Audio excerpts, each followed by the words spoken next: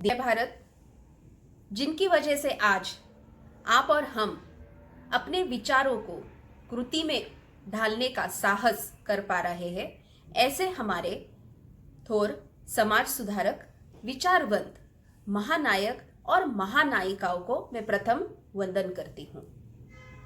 आप सभी प्यारे भाइयों और बहनों का मैं स्वागत करती हूँ।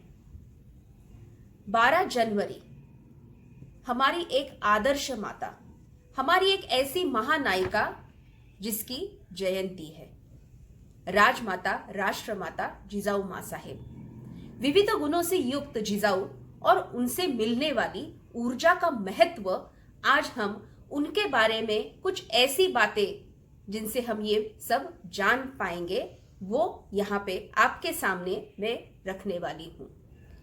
जिजाऊ की प्रेरणा हमारे लिए क्यों जरूरी है, इस अनुरूप हम आज बात करने वाले हैं। विषय के माध्यम से ये सिर्फ महिलाओं के लिए नहीं बल्कि पुरुषों के लिए भी काफी महत्वपूर्ण है। इस विषय से हमारी महिलाएं जरूर प्रेरणा लेंगी, पर हमारे भाई भी अपने घर की माँ, बहन, पत्नी, बेटी और समाज की असंख्य बहनों को जिजाऊ के विचारों से, उनके संस्कारों से प्रेरित करेंगे, उनका साथ देंगे, ये आशा मैं व्यक्त करती हूँ। और आप सभी की सहमति से आज का हमारा माँ जिजाऊ के बारे में जो विषय है, उनकी जयंती के अवसर पर, उसके लिए आरंभ करूँ। यहाँ पे मैं एक बात पहले ही स्पष्ट करना चाहूंगी कि मैं माँ जिजाऊ की ना तो आपको कहानियां दोहराऊंगी, ना ही इतिहास के दिन, साल, महीने आपको गिनती गिनवाऊंगी, और ना ही किसी के नाकामी के नगाड़े बजाऊंगी। तो आप सोच रहे होंगे आखिर ये बोलेगी तो क्या? तो मेरा हेतु इससे एकदम स्पष्ट यह है कि सिर्फ जिजाऊ मां साहेब के विचारों, गुणों और कृति को हम उनके द्वारा लिए गए निर्णय के बारे में, उससे जो एक गौरवशाली मराठा साम्राज्य की स्थापना हुई, उसकी वृद्धि हुई, ये कैसे हुआ, और तथा आज से लगभग 400 साल पहले एक स्त्री ने जो निर्णय लिए वो प्रत्यक्ष रूप से लिए गए, उस वजह से आज हमारा जो भविष्य बना है, इससे हमें क्या सीख लेनी चाहिए, और बहुत कुछ हम इसके बारे में जानने वाले हैं। हम कहीं कहीं इतिहास की और वर्तमान की तुलना भी करेंगे, ताकि हमें ये एहसास हो सके कि हमने गलतियां कहां कहां की है। जिजाऊ का जन्म 12 जनवरी 1598 में सिंदखेड़ा राजा, जो महाराष्ट्र के बुल्ढाना जिले में एक गांव है, वहां हुआ। उनकी माता महालसा रानी और पिता लखोजीराव जाधव उस दिन बेहद खुश थे। लखोजीराव जाधव सिंदखेड़ा के जागीरदार थे। उनके 4 बेटे भी थे, पर आज अपनी नन्ही बेटी को देखकर वो बहुत प्रसन्न थे। इतने प्रसन्न कि उस दिन पूरे सिंदखेड़ में उत्सव मनाया गया। बेटी होने की खुशी में लखोजीराव जाधव ने पूरे सिंदखेड़ा में हाथी के पीठ पर शक्कर बंटवाई। देखिए, हम 1598 की बात कर रहे हैं और हम आज 2020 में होकर भी ना जाने कितनी सारी बेटियों को गर्भ में या तो फिर गर्भ से जन्म लेने के बाद उसे बोझ समझकर हम मार देते हैं। ये है हमारी पहली गलती। सोचिए, अगर ऐसा विचार महालसा रानी या फिर लखोजीराव जाधव जी ने किया होता तो क्या स्वराज्य कभी निर्माण होता? जिजाऊ का कर्तृत्वशाली इतिहास क्या कभी हम जान पाते? ये सवाल हम सभी के लिए। इससे आगे भी बहुत सारे ऐसे सवालों का हम सामना करने वाले हैं। जिजा के बारे में उनके पिता लखोजीराव जाधव, इनके विचार बहुत उच्च थे, इसलिए उन्हें बचपन से ही हर एक चीज की तालीम दी गई थी। जिजाऊ को उनकी माता महालसा रानी जी खुद शिक्षा देती थी। छोटी उम्र से जिजाऊ को उनसे प्राथमिक शिक्षा, युद्ध प्रशिक्षण, राजनीति, भाषा इत्यादि का ज्ञान प्राप्त हुआ। उन्हें मराठी के साथ साथ फारसी, संस्कृत, कन्नड़, तेलुगु, उर्दू, हिंदी ऐसी अनेक भाषाओं का ज्ञान था। यानी कि हम ये कह सकते हैं कि जिजाऊ एक पढ़ी लिखी, सामर्थ्यपूर्ण, विविध गुणों से युक्त ऐसी बेटी थी जिसका श्रेय उनके माता पिता को जाता है। और आज का वास्तव देखिए, हम हमारी बेटियों को परंपरा, संस्कृति और अनावश्यक रीति रिवाजों में बांधकर उसे एक कोने में किसी सामान की तरह फेंक देते हैं। पढ़ लिख के करेगी क्या? ससुराल ही तो जाएगी, चूल्हा चौका और बच्चे ही तो संभालेगी। यह सारी बातें कह के ना जाने हमने कितनी सारी जिजाऊ के सामर्थ्य, कर्तृत्व का गला घोटा है। कभी सोचा है? सोच के देखिए। चलिए इस सवाल के साथ हम आगे बढ़ते हैं। महज 12 साल की उम्र में जिजाऊ का विवाह मालोजी राजे और उमाबाई भोसले के बड़े बेटे शाहजी राजे जी से हुआ। तब रिवाज था कम उम्र में शादी होती थी, पर आज ऐसा नहीं है। अर्थात इस विषय में हम यहाँ पे चर्चा नहीं करेंगे। इसका तात्पर्य यह है कि जिजाऊ को जो शिक्षा अपने मायके से प्राप्त हुई थी, उसमें उनके ससुराल जाने से कोई भी खंड नहीं पड़ा था। आप सोच रहे होंगे अब मैं उनकी तुलना भी अपने आज से करूंगी। जी नहीं, पर आपको ऐसा लगता है तो सोचने में कोई हर्ज नहीं है। हमारा वर्तमान सामने रखते हुए हम आगे की बात करेंगे। शाहजी राजे प्रगल्भ विचारों के थे तथा जाधव और भोसले दोनों घराने भी लड़वैये थे। इसलिए जिजाऊ पर होने वाले संस्कार उन्हें और भी परिपक्व बना रहे थे। ऐसे ही दोनों परिवारों के बीच होने वाले राजनीतिक संघर्ष जिजाऊ को स्वराज्य के विचारों की ओर चलने की पक्की सोच निर्माण कर रहा था। हकीकत में जिजाऊ और शाहजी राजे इनसे पहले भी स्वराज्य की सोच मराठाओं में जन्म ले चुकी थी, पर कुछ कारण से वो पूर्ण न हो सकी। लेकिन जिजाऊ और शाहजी राजे दोनों ने मिलकर ये सोच हकीकत में उतारने की हर एक कोशिश प्रत्यक्ष रूप में आरंभ की। इन सब से हमें परिवर्तनवादी जिजाऊ नजर आती है। बदलाव होना जरूरी है, पर वो बदलाव सकारात्मक हो और उसकी शुरुआत हमसे हो। ये ऊंची सोच जिजाऊ रखती थी। जिजाऊ ने अपनी हर एक सोच को कृति में उतारा। वो हर एक कृति हमारी सिंधु सभ्यता को वृद्धिगत करने वाली थी, जिस पर पितृसत्ताक व्यवस्था की काली परत चढ़ी है। जिजाऊ ने अपने संस्कारों से अपने पुत्र को विभूषित किया, एक नए राज्य स्वराज्य का निर्माण करने के लिए। इसलिए जिजाऊ स्वराज्य के लिए प्रेरिका कहलाती है। भारत के स्वतंत्रता संग्राम की प्रथम नींव जिजाऊ ने रखी थी। जिजाऊ बुद्धिवादी थी। उन्होंने छत्रपति शिवाजी महाराज और छत्रपति शंभू राजे जैसे दो महान राजा इस भारत देश को दिए। लेकिन जिजाऊ सिर्फ एक आदर्श बेटी, पत्नी, माता या दादी नहीं थी, बल्कि उनकी अपनी एक अलग और विविधतापूर्ण व्यक्तिमत्व की पहचान भी थी। शिव भारत अपने इस ग्रंथ में परमानंद कहते हैं कि जिजाऊ निरवधिक गुना यानी अमर्याद गुणों से युक्त थी। सोचिए, आज से 400 साल पहले कोई स्त्री इतनी सशक्त हो सकती है, हमारे लिए स्वतंत्रता के द्वार खोल सकती है, जिसकी वजह से हम आज खुली सांस ले पा रहे हैं। उस सोच को सत्य में उतारने के लिए जिजाऊ को कितना संघर्ष करना पड़ा होगा, कितनी कठिनाइयों का सामना उन्होंने किया होगा, फिर भी वो पीछे नहीं हटी, वो डट कर लड़ी हमारी खुशी के लिए।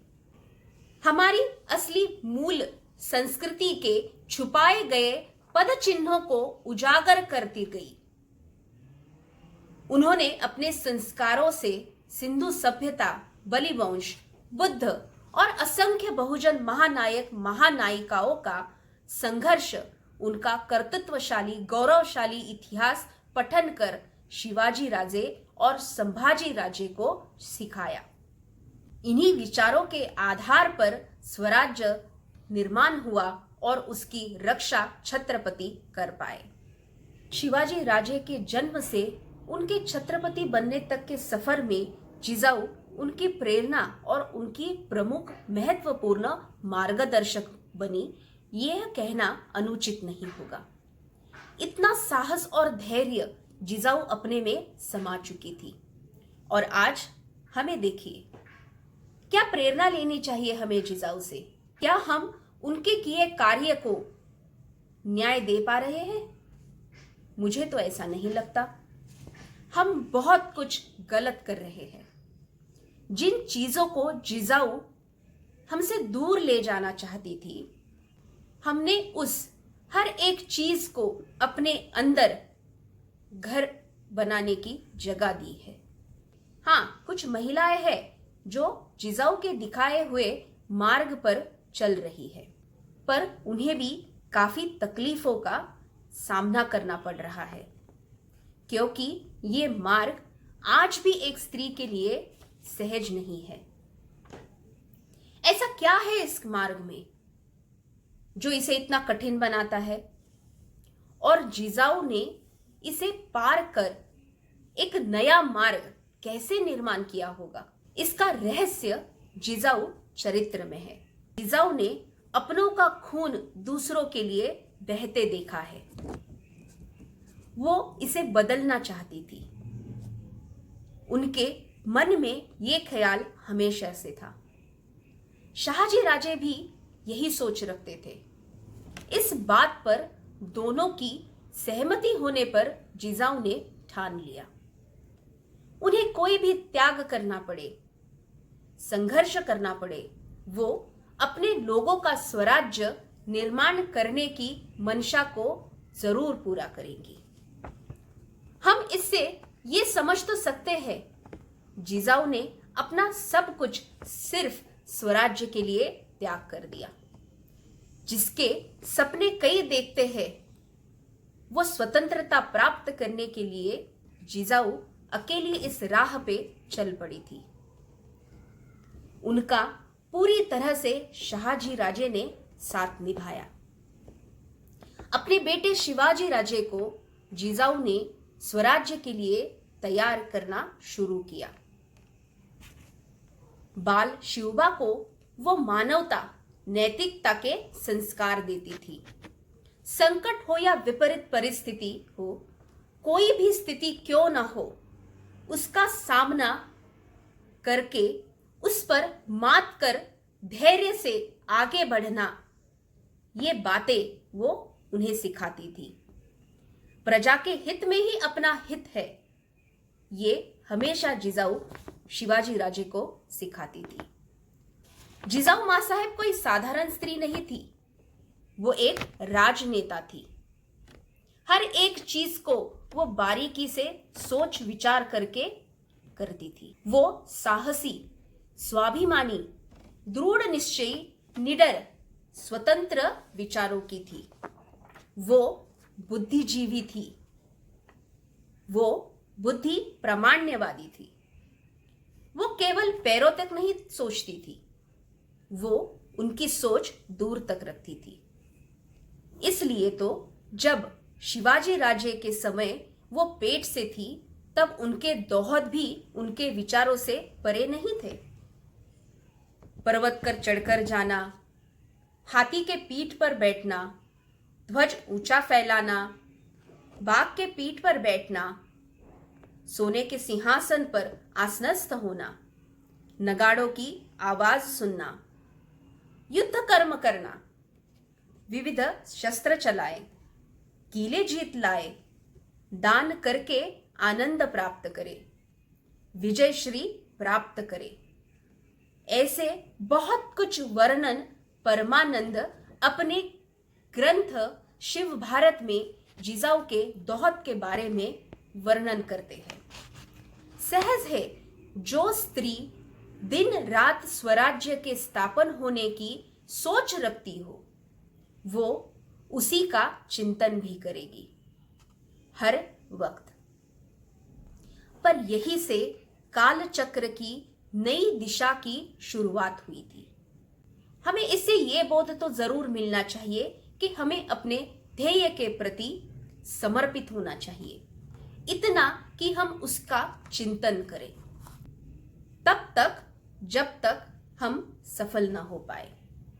पर जिजाऊ की विशेषता यह है कि वो प्रजा के हित के लिए पूर्ण तरह से समर्पित थी। संपूर्ण जीवन, अस्तित्व, सब कुछ स्वराज्य के लिए उन्होंने न्योछावर कर दिया। इस माता के ये दोहत एक क्रांतिकारक युग प्रवर्तक के आने का आगाज थे। सोचिए कितनी शक्तिशाली सोच अपने ध्येय के प्रति जिजाऊ रखती होगी। इतनी शक्तिशाली कि वो सोच प्रत्यक्ष रूप में साकार हो पाई। ऐसे ही जिजाऊ मां के असंख्य गुणों का वर्णन परमानंद शिव भारत में करते हैं। वो प्रसंगोचित निर्णय लेने की क्षमता रखती थी। क्या कब करना है, क्या कब नहीं करना है, वो भली भांति जानती थी। जिजाऊ जितना प्रेम शिवाजी राजे अपने पुत्र से करती थी, उतनी ही स्वराज्य रक्षण के प्रति वो महत्व देती थी। शिवराय संस्कार और शिक्षण अपनी इस किताब में डॉक्टर आह साळुंके एक प्रसंग के बारे में वर्णन करते हुए हमें इस बात को समझाते हैं। पन्हाड़ा किले में शत्रु से शिवाजी महाराज घिरे हुए थे। स्वराज्य के लिए लड़ने वाले अपने बेटे को खुद युद्ध करके उन्हें छुड़ाना वो चाहती थी। शत्रु का मस्तक काट कर लाना चाहती थी। वो यह अकेली शत्रु से युद्ध करने की बातें करती थी। परंतु जिजाऊ को युद्ध में जाने का कभी अवसर तो प्राप्त नहीं हुआ। फिर भी इस प्रसंग से उनका मन कितना निर्भय था, कोई दर्पण उन पर नहीं था। अकेली लड़कर शत्रु का सिर काट कर अपने शेर समान पुत्र को छुड़ाकर लाने का भरपूर साहस और आत्मविश्वास उनमें दिखाई देता है। इस तुलना में हम अगर आज की बात करें तो हमारा साहस, आत्मविश्वास और प्रसंगोचित निर्णय लेने की क्षमता न जाने कहाँ खो गई है। बात बात पे हम डरे सहमे से रहने लगे हैं। साधारण निर्णय लेने की अनुमति तक महिलाओं को दी नहीं जाती, या फिर ये जिम्मेदारी महिलाएं ही लेना नहीं चाहती। वो क्यों नैराश्य, न्यून और असुरक्षितता से घिरी हुई है? हम क्यों हतबल महसूस करते हैं? क्योंकि हम अपने भीतर की ताकत को वो क्या कर सकती है, इस बात को शायद हम पता नहीं कर पा रहे। अपना आत्मविश्वास क्या महिलाओं ने खो दिया है? अगर हाँ, तो हमें उसे जागरूक करने की आवश्यकता है। जिजाऊ मां साहेब का इतिहास आपको जरूर प्रेरणा देगा, क्योंकि परमानंद लिखते हैं, जिजू जागरती जगती तले, यानी जिजाऊ इस जग में जागृत है। जैसे जिजाऊ शहाजी राजे, छत्रपति शिवाजी राजे, शंभू राजे और समस्त स्वराज्य के लिए प्रेरणा बनी थी, वो आज भी हमारे अंदर हमारे अस्तित्व के रूप में जागृत है। हम जागरूक होने के आह्वान स्पर्श से रोमांचित और प्रफुल्लित होते हैं। जागृति के बिना जीवन में कुछ साध्य नहीं होता। जिजाऊ जागृत थी। स्वराज्य स्थापना करने का ध्यास उन्होंने परख कर स्वीकारा। वो उनकी कर्तव्य दक्ष और विजयोन्मुख जागृति थी। इससे वैभवशाली और गौरवशाली इतिहास की नींव रखी गई। सकारात्मक और स्वाभिमानी सपनों के बीज बोए गए और हम आज भी इनके फल इस इतिहास के कदर किए बिना चाव से खा रहे हैं।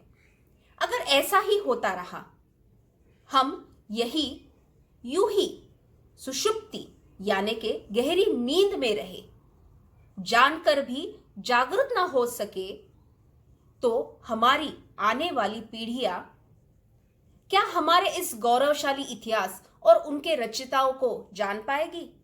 जो स्वतंत्रता, स्वाभिमान इत्यादि के फल हम सेवन कर रहे हैं, क्या वो उन्हें पा सकेंगे? जवाब नहीं, यही होगा। इसलिए हमें इस गौरवशाली भारत के इतिहास को जिंदा रखना होगा। उन विचारों को कृति में ढालकर जिजाऊ को हमारे भीतर जागृत करना होगा। उनके जैसी विनयशीलता, वात्सल्य से भरपूर, सत्य और गंभीर बोल, शालीन, साहसी, आत्मविश्वास से भरी, संविभागी, स्वतंत्र विचार रखने वाली, प्रसंगोचित, दृढ़ निश्चयी, निर्भय, लड़ाऊ, ज्ञानी, वाक चातुर्य, जागृत, शास्त्र प्रयोग, विजयाकांक्षा, स्वराज्य स्वप्न इत्यादि निरवधिक गुणों से किमान कुछ गुण तो हम आत्मसात करने का प्रयास कर सकते हैं, क्योंकि इन्हीं गुणों के संस्कार स्वरूप जिजाऊ शिवाजी राज्य में संक्रांत किए थे, जिससे उन्हें घर से ही राज्य कार्यभार, युद्ध तंत्र, प्रजापालन, कृतज्ञता और नैतिकता के संस्कार प्राप्त हो सके थे। ये नए इतिहास की शुरुआत थी। ऐसा इतिहास आप और हम भी रच सकते हैं। जिजाऊ की हमें आज भी उतनी जरूरत है जितनी स्वराज्य को 400 साल पहले थी। आप कहेंगे, क्या अब हम हाथ में तलवार लेके लड़ाई करें? तो मैं कहूंगी नहीं, पर हाँ, वक्त आए तो पीछे भी मत हटना। पर फिलहाल हाथ में कलम उठाना ज्यादा जरूरी है। शिक्षा लेकर शिक्षित होना और उससे सही मायने में साक्षर बनना, ये आज बहुत जरूरी है। खुद जागरूक होकर दूसरों को जागरूक करना। अनदेखे शत्रु विविध साधनों के माध्यम से हम पर रोज हमला कर रहे हैं और हमें जीते जी मार रहे हैं। उनके खिलाफ आवाज उठानी होगी। अपनी और अपने देश की स्वतंत्रता की रक्षा करनी होगी। हमारा संविधान जो हमें न्याय, बंधुता, स्वतंत्रता, धर्मनिरपेक्षता, समता, लोकतंत्र इत्यादि मूल तत्वों को हमें प्रदान करता है, उसकी भी रक्षा हमें करनी होगी। मानवता धर्म का पालन करना होगा। नैतिकता का भी पालन हमें करना होगा। ये एक नए पर्व की शुरुआत हो सकती है। 21वीं सदी में रहकर पुरानी सोच का उपयोग नहीं कर सकते, बल्कि हमें सोच को समय के साथ बदलना होगा। जिजाऊ ने कई साहसी निर्णय लिए। वो उनके परिणामों से वाकिफ थी, पर उन्हें मुंह तोड़ जवाब देने के लिए भी वो सक्षम थी। जिजाऊ विश्वासु थी, अंधविश्वासु नहीं थी। वो अध्यात्म में डूबी नहीं रही, पर वो अपनी बुद्धिमत्ता से हर एक संकट का सामना विज्ञानवादी दृष्टिकोण से उन्होंने किया और अपना नया मार्ग उन्होंने निर्माण किया। यहाँ मैं सिर्फ 2 घटनाओं का वर्णन करना चाहूंगी, जो इन बातों को अधिक रूप से स्पष्ट हमें समझा पाएंगी। पहली घटना जब बाल शिवबा के साथ जिजाऊ पूना परगना में आई, तब पूना में फैले डर के कारण यहां मानव बस्ती बस नहीं पाई थी। लेकिन उस डर का सामना जिजाऊ ने बाल शिवबा के साथ किया। उखाड़ फेंका हर एक उस डर को जो मानव हित में आड़े आ रहा था। इससे एक खुशहाल शहर का निर्माण हुआ था। आज भी ये शहर फल फूल रहा है। ये जिजाऊ का विश्वास था। अगर अंधविश्वास वो रखती तो क्या होता, ये अलग से आपको बताने की आवश्यकता नहीं है।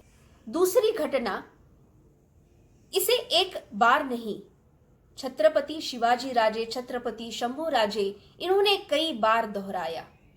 वो इसे युद्ध के दरमियान दोहराते थे। यह एक सोच थी। वह युद्ध में हमला शुभ मुहूर्त देखकर कभी नहीं करते थे।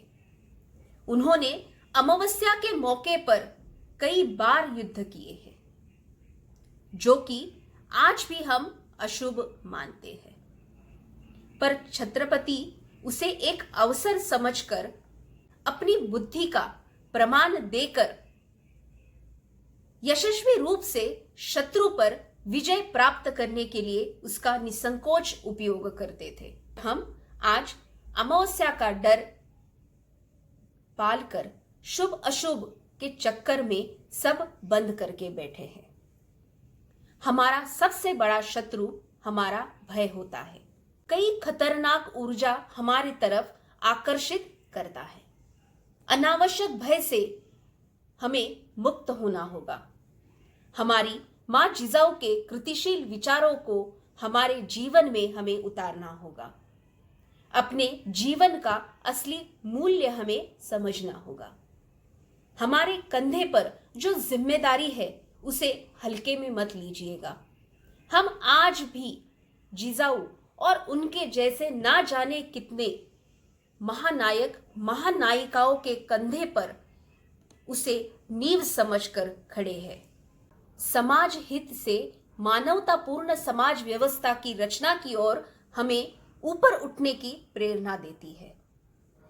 इस नींव को और मजबूत करने के लिए अधिक मजबूत विचार, कृतिशील मानवों की हमें आवश्यकता है, जिनसे हमारा समाज और समृद्ध हो पाएगा। इसलिए हर एक भेदभाव को छोड़कर हमें एक होना होगा, बिल्कुल उस तरह जैसे जिजाऊ खुद हर एक घर घर में अपना नाता जोड़ रही थी। स्वराज्य के लिए लड़ कटने मरने के लिए हर एक प्रजाजन तैयार था। जिजाऊ अपनी प्रजा को संतान समान मानती थी। किसी में वो भेद नहीं रखती थी। इसलिए कहते हैं 18 पगड़ जाति 12 बलूतेदार, सब मिलकर स्वराज्य का मावड़ा अपनी मां और मिट्टी के लिए लड़ रहे थे। कोटि कोटि प्रणाम है ऐसी मां को जिसकी प्रेरणा और ध्येय से स्वराज्य निर्माण हुआ था। अब और क्या क्या महती मैं इस अपनी मां की बयां करूं। जिजाऊ सिर्फ घटित इतिहास की जननी नहीं थी, वो आज के वर्तमान और आने वाले भविष्य के लिए भी स्फूर्ति और प्रेरणा देने वाली शक्ति स्रोत है। बस उसे समझने की जरूरत है। हमें लगता है कि स्त्री सक्षमीकरण की आज आवश्यकता है। मैं कहती हूं हर एक स्त्री सक्षम है, सिर्फ अपनी ही नहीं बल्कि पूरे समाज का चित्र और चरित्र बदलने में। जरूरत है तो सिर्फ एक उठाव की। अब ये उठाव तो पंचांग देखकर आएगा नहीं, या फिर आइए उठिए जागृत हो जाइए, बार बार ये कोई दोहराएगा भी नहीं। हम जैसे कुछ लोग इस प्रयास में रहते हैं। मिल जाए तो ठीक, उसी को सही समय समझकर अभी आपको उठना होगा। उठिए और नए समाज निर्माण की ओर अपने कदम बढ़ाइए। साथ में जो आए उन्हें ले चलिए। मां जिजाऊ के कार्य का विस्तृत अभ्यास कीजिए। अपनी मां के कर्तृत्वशाली इतिहास को आखिर में खड़े हर एक व्यक्ति तक पहुंचाइए। निस्वार्थ वृत्ति से समाज प्रबोधन परिवर्तन की आवश्यकता आज भी हमें है। उस माध्यम से राष्ट्र प्रेम और देशभक्ति की ज्योत जलाइए। भारत को स्वराज्य की तरह ही सुराज्य बनाने के लिए आज हमें निश्चय करना होगा। हमारी मां, मिट्टी, किसान, जवान, श्रमिक बूढ़े, बच्चे, हर एक के प्रति हमें आदर सम्मान युक्त और कर्तव्य दक्ष होना होगा। यही हमारी मूल संस्कृति और परंपरा है। इसे आबादित रखना होगा। यही सीख जिजाऊ चरित्र से हमें मिलती है। इसका पाठ हमें रोज करना होगा। जितने त्याग हमारे इस मां ने किए, जितने संघर्षों का सामना डट के और निस्वार्थ भाव से अपने लोगों के भविष्य के लिए स्वाभिमान से किया, उस राजमाता, राष्ट्रमाता जिजाऊ मां साहेब के प्रति मैं नतमस्तक हूं। मैं उनके कृतिशील विचारों को जी रही हूं। उनके संस्कारों से मैं अपने शिवबा और शंभू तैयार कर रही हूं। एक नए स्वराज्य के निर्माण की मैं भी नींव रख रही हूं। शायद मैं भी कोई इतिहास लिख पाऊं अपनी इस मां की तरह। यही इस मां के संघर्षों के प्रति अभिज्ञता होगी, उसका आदर सम्मान होगा। आज यही सारी बातें मैं आपके सामने जिजाऊ जयंती के माध्यम से रख रही हूं। जो कोशिश मैंने आज इस माध्यम से की है, मैं उस पर खरी उतर पाऊं, यही आशा में व्यक्त करती हूं। और आप सभी भाई बहनें जिजाऊ चरित्र से, जिजाऊ का जो गौरवशाली इतिहास है, उनके विचारों को कृति में ढालकर एक नए समाज के निर्माण की ओर, जो मानवता धर्म का पालन करता होगा, उसकी ओर जरूर एक कदम बढ़ाएंगे, ये आशा में व्यक्त करती हूं। आप सभी की सहमति से मैं इस विषय को लेकर यही रुकना चाहूंगी। आप सभी को जिजाऊ जयंती की ढेर सारी शुभकामनाएं। जय जिजाऊ, जय भारत।